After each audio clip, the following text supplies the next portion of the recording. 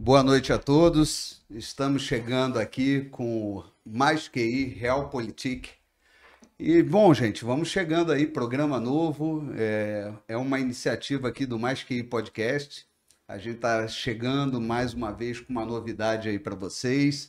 E hoje nós temos aí dois convidados de peso aí para falar desse assunto, né? Que é o unilateralismo e o multilateralismo. Bom, eu sou Renato Serra. Marcos Cotrim. Júlio Fidelis.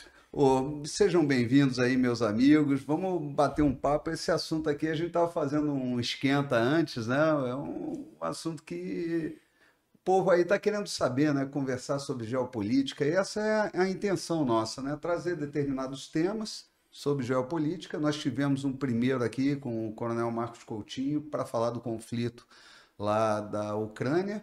Ele disse que estaria aqui hoje conosco, participando, então vamos ver se ele... Olha, Coronel, se estiver já aí, dá um sinal de vida. Saudação ao Coronel Marcos.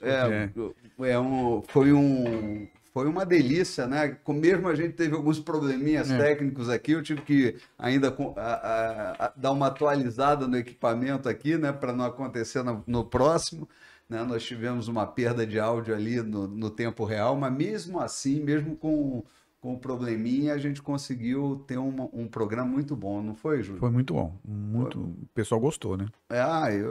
Tivemos novas inscrições, né? Foi isso aí. Legal. Foi... Estudioso e competente o Marcos, né? O Marco, eu vou ver aqui se ele aparecer por aqui, inclusive, é um convite para o dia 13 de outubro, porque ele disse que em outubro ele poderia voltar, né? Para ele estar com essa mesa aí com a gente para falar, inclusive, do conflito lá israelense, né?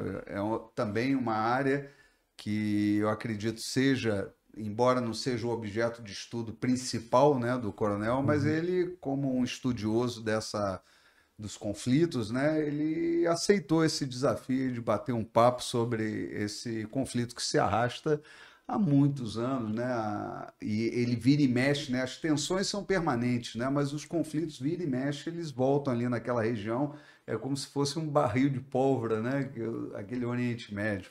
Mas então, Coronel Marcos, se tiver aí, dia 13, vamos ver se tem a condição de estar aí com a gente, né?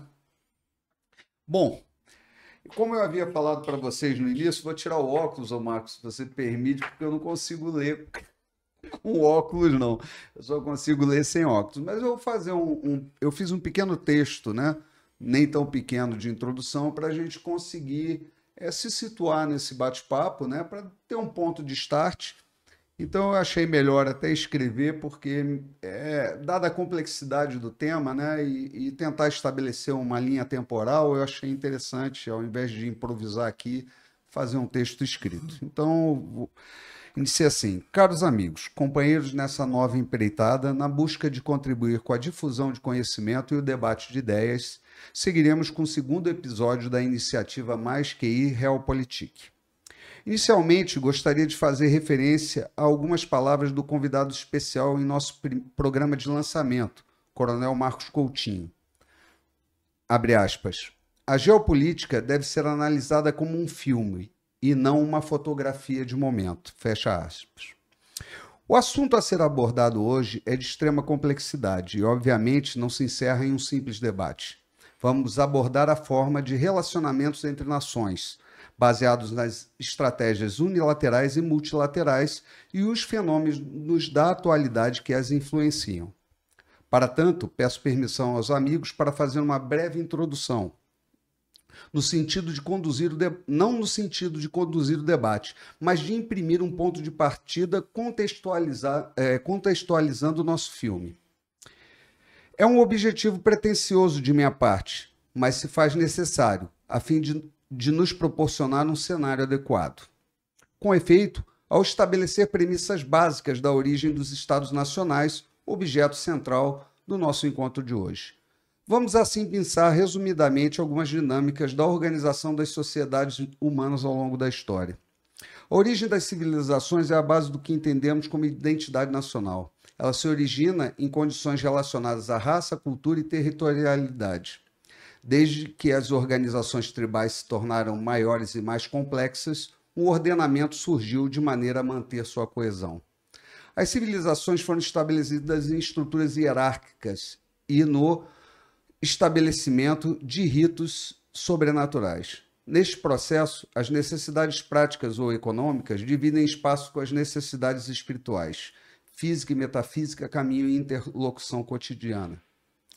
Em nosso mundo, este fenômeno ocorreu em diversas regiões e continentes, e em diferentes épocas. Algumas civilizações, mesmo contemporâneas, mantiveram identidades próprias, fundamentadas em suas próprias experiências e vivências.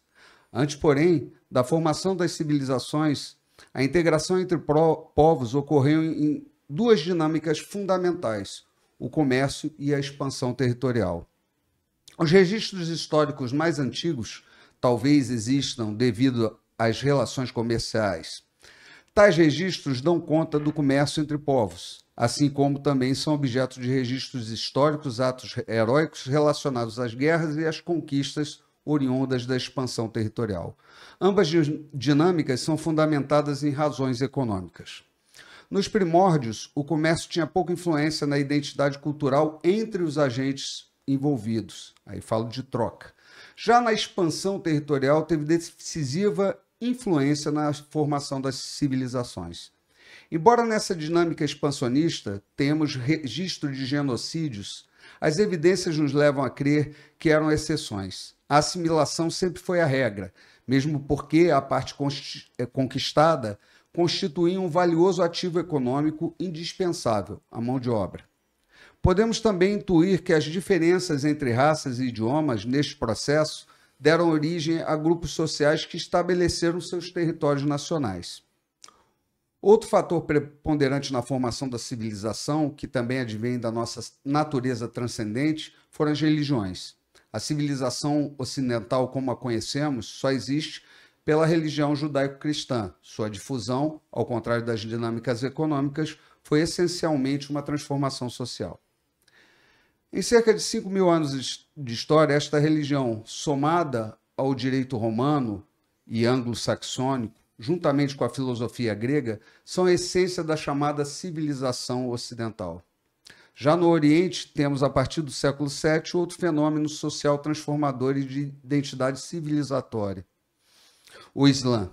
Diferente do cristianismo, iniciou sua expansão atrelada ao Estado e não perseguida por ele. Graças à dinâmica de expansão do Islã, o Estado e religião permanecem tão próximos, como parte integrante da realidade do mundo islâmico. Seu ordenamento é expresso pela Sharia e a estética, a arte islâmica, expresso pelos arabescos e caligrafia. Uma civilização que reside e se expande nos dias de hoje, mesmo com as influências e interferências do Ocidente. Temos ainda as civilizações chinesa, japonesa, indiana, tão culturalmente ricas e de grande importância geopolítica, porém o tempo aqui não nos permite desenvolver adequadamente cada uma delas. Ainda como parte do enredo de nosso filme, temos a globalização, fenômeno que, em fase do desenvolvimento das tecnologias de informação, se mostra um caminho inexorável. Considerando que hoje a realidade histórica, mais que uma repetição, é um processo contínuo, como serão as relações entre nações nesse mundo contemporâneo? Para encerrar, ou melhor, iniciar, cito um trecho de uma aula do brilhante filósofo e historiador José Ortega y Gasset. A rigor, abre aspas, a rigor, a única causa que atua na vida de um homem, de um povo e de uma época é esse homem, esse povo, essa época. Bem, sejam bem-vindos ao tema, então, unilateralismo multilateral.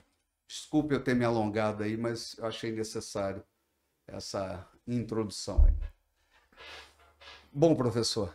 Eu queria iniciar só fazendo algumas considerações muito preliminares, Renato.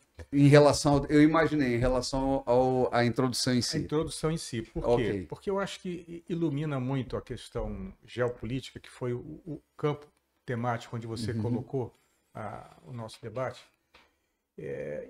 Você considerar que conceitos como o Ocidente, como teocracia islâmica, né, são conceitos que já estão datados também, né? Eles não são conceitos principiais, eles são já construções culturais e muitas vezes ideológicas, né, que vêm do historiador das ideias. Você falou do Ortega, mas pode ser que esteja aí também o Toynbee, né? E Sim. outros. Então, conceitos como progresso, né? Tipo do conceito datado, construído na modernidade, por força de certas leituras teológicas, certas leituras econômicas também. Então, eu faria inicialmente essa reserva para quem está nos escutando e para a nossa conversa fluir, que nós não estamos falando a partir desses princípios, estamos falando a partir de uma provocação, né? E eu acho que temos que ir adiante na própria crítica dessa provocação. Professor, você incluiria? Então, eu concordo com o que o Marcos diz e digo o seguinte, né? Existe toda uma dinâmica econômica e social que levou e marcou cada etapa de alguns elementos do seu preâmbulo aí, e que a gente pode localizar essa visão nesse espaço histórico. Muito por conta da dinâmica econômica, da dinâmica social e da própria dinâmica religiosa, filosófica, né, Marcos? De cada período. Agora, hoje em dia, a situação hoje é um tanto complicada, porque existem outros elementos que, como por exemplo, a mídia, né? A mídia hoje, ela coloca, esse é o motivo do nosso debate, né? A questão unilateralismo e multilateralismo, né? A questão hoje tá dentro desse problema em função de que houve momentos extremos agora, né? E que o que é mais vantajoso para o mundo hoje? A questão da multilateralismo ou o unilateralismo, né? Até o nosso excelentíssimo presidente, eu acho que sem saber nenhum dos dois conceitos, ou pelo menos a origem de cada situação dessa, falou nisso na sua abertura da sessão das Nações Unidas. Fico até meio constrangido em saber se ele realmente consegue definir ou afastar uma coisa da outra, né, e mostrar... Aquele escrito não é dele, né? Com ele certeza. leu. Não foi ele que elaborou o texto. Mas, de qualquer maneira, se você vai falar alguma coisa, você tem que estar imbuído ali desse sentimento ou dessa questão, principalmente no campo diplomático, né? Então, ficamos aí jogando para a mídia uma coisa que é muito importante, e por isso esse nosso debate, né?